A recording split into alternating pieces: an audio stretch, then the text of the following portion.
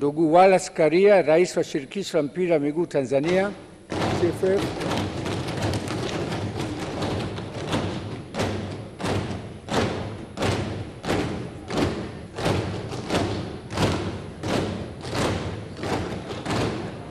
Sasa ndugu Karia, ukiendelea makofi na wewe unasimama.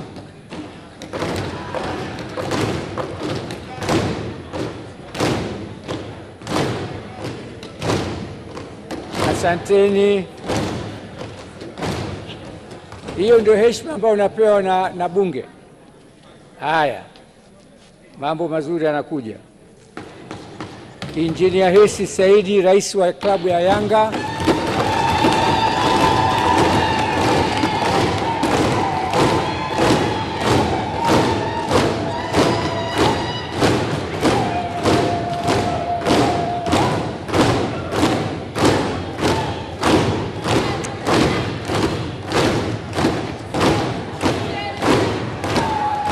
Haya,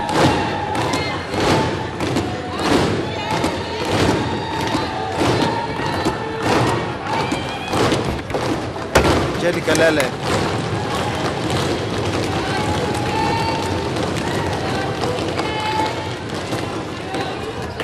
wewe Mheshimiwa Bulaya, acha mambo yako.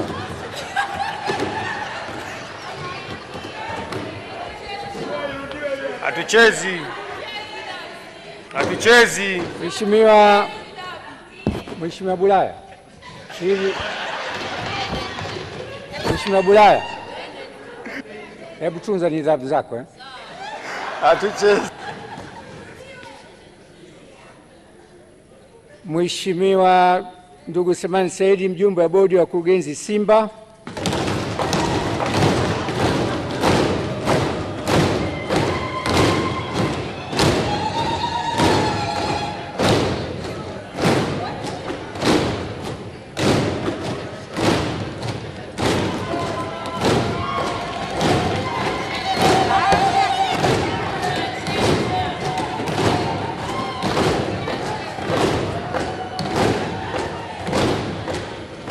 Asanteni.